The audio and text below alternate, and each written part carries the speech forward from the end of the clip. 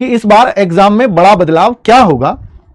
तो अगर मैं बात कर लेता हूं कि इस बार जो बड़ा बदलाव है वो मैथ्स में या रीजनिंग में, इन दोनों में बच्चों को परेशान कर रहा है कि बड़ा बदलाव होने की संभावना यह है कि इन दोनों के 20-20 क्वेश्चन आते हैं, और अगर इन दोनों को 15-15 मिनट कर दिया, इन लोगों ने 15-15 मिनट का समय कर दिया, 15 मिनट में 20 क्वेश्चन सोच के देखो कि क्या मैथ्स के आप कर भी पाओगे? 15 मिनट में 20 क्वेश्चन क्या आप रीजनिंग के कर भी पाओगे?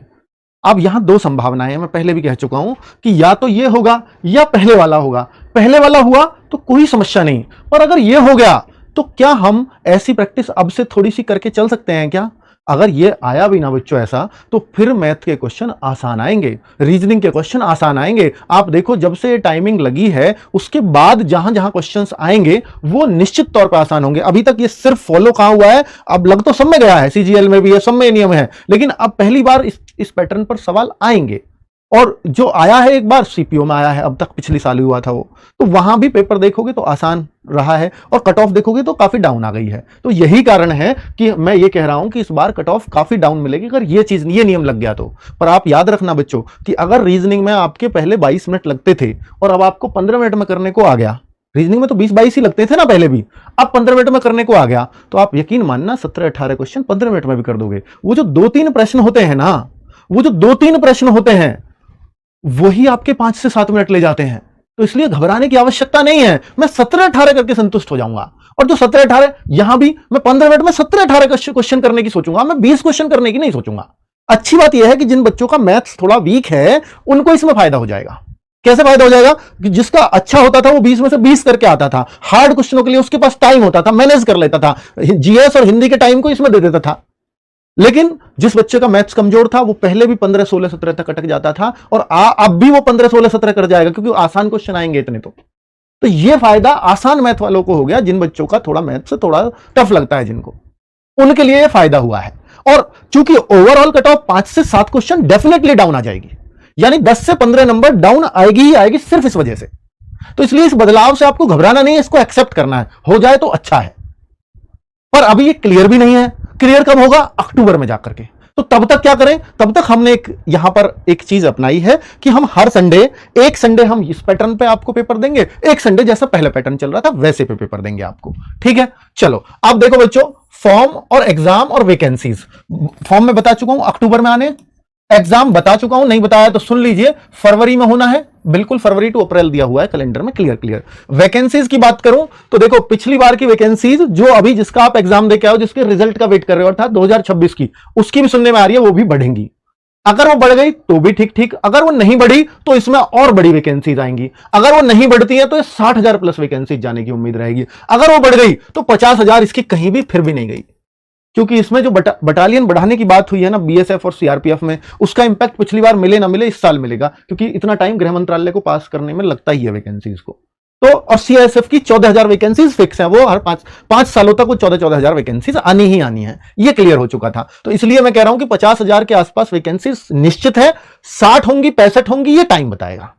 मैथ्स, रीजनिंग और हिंदी में बदलाव बच्चों इस बार जो हुआ ना, मैथ, रीजनिंग और हिंदी में बदलाव देखने को मिला। क्या मिला? जैसे मैथ्स ऐसा ही था, ऑलमोस्ट उतना ही बच्चे करके भी आए, लेकिन प्रिज्म और पिरामिड के क्वेश्चन डाल दिए गए, और वो लगभग हर सेट में थे, बहुत आसान थे, फॉर्मूला बेस्ड थे। लेकिन 3D में प्रिज्म पिरामिड कोई नहीं पढ़ के जाता जीडी में, पर अब पढ़ के जाने पड़ेंगे। रीजनिंग में कैसे टफ किया गया? कैलेंडर क्लॉक सालों से नहीं पूछे, इस बार वो भी पूछ डाले। कैलेंडर क्लॉक को कोई तो बच्चे मैथ्स में गिनने लगे थे, कई सारी बुक्स में मैथ्स में आने लगा था कैलेंडर क्लॉक, लेकिन अब रीजनिंग में वो पार्ट बना दिया, और रीजनिंग में कोई बच्चा अब इनको पढ़ के जाता नहीं था। एसएससी ने एकदम सॉफ्ट कर दिया, क्योंकि ना एसएससी सीजीएल में पूछा जाता था, ना सीएचएसएल में, ना सीपीओ में, ना सिलेक्शन पोस्ट में, ना स्टेनो में, कहीं नहीं पूछा गया, सीधा जीडी में पूछ लिया।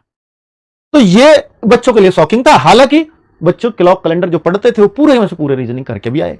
अब मैं हिंदी की बात करता हूं, जो पुलिस से संबंधित शब्दावली पूछ ली, प्रशासनिक शब्दावली के 2-2, 3-3, 4-4 प्रश्न तक डाले गए, पत्राचार से संबंधित प्रश्न डाले गए, वो स्पेशली शब्दावली के प्रश्न थे जिन्होंने बच्चों को परेशान किया। ऐसे कितने थे? 2 से 3 प्रश्न, कुछ 1-2 प्रश्न संधि के डाल दिए गए, बच्चे उनसे परेशान रहे। बाकी बच्चा इसमें उम्मीद करता है या तो मैं 19 करूं या 20 करूं।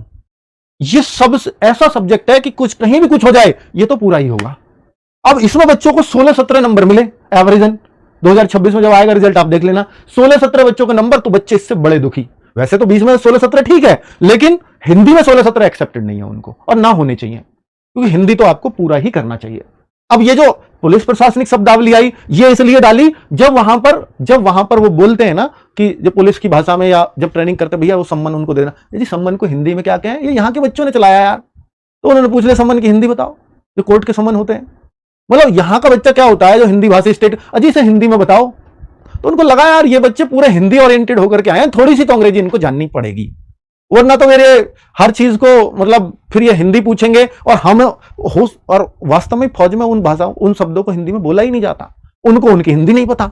तो इनको यार कम से कम इतनी अंग्रेजी तो आनी चाहिए। तो ऐसे शब्द उन्होंने बनाए कि भाई हाँ ये जो है आप हिंदी के इनके उसमें डाल दो, जिससे क्लैरिटी रहेगी। अब निश्चित है कि ये हर बार पूछा ही जाना है, हर बार पूछा जाना है, इसको कोई नहीं रोक सकता। ठीक है, रिकॉर्डेड नहीं है भाई, लाइव है। जीएस को तैयार कैसे करें, ये एक बड़ा सवाल है कि सर देखिए बच्चे, इसके लिए आज भी आप सवाल पूछ लो, अगर मेरी स्ट्रेटजी आपने फॉलो कर ली तो आप जीएस से हमेशा के लिए फ्री हो जाओगे। और अगर नहीं की तो यकीन मानना कि एग्जाम का 1 महीना बचे या 2 महीना बचे या 10 दिन बचे या 5 दिन या 1 दिन, बस इसी बात से परेशान रहोगे सर जीएस को कैसे करें। ये जीएस है ना, ये लास्ट तक दुख देती है अगर इसको नहीं पढ़े। जीएस को कभी भी ये सोच करके मत पढ़ना कि ये आपकी बेस्ट हो गई है, आप 20 में से 20 करोगे, नहीं। जीएस को जब भी पढ़ना बस ये सोच करके पढ़ना कि जीएस अगर ये मुझे इतना पढ़ना है कि अगर मुझसे क्वेश्चन नहीं बना तो बनेगा किसी से भी नहीं। अगर इस तरह से जीएस पढ़ोगे तो निश्चित तौर पे समझना बच्चों कि फिर आप जीएस अपनी कभी भी वीक नहीं कर पाओगे। बच्चों की समस्या क्या है कि भाई जीएस में मुझे सब कुछ आ जाए, नहीं आ सकता, इसमें सब कुछ नहीं आ सकता, कभी नहीं आ सकता, वो झूठ होगा। अगर मैं कहूंगा कि एक जीएस का ऐसा टीचर दे देता हूं 20 में से 20 ही करा देगा, वो एक झूठ है।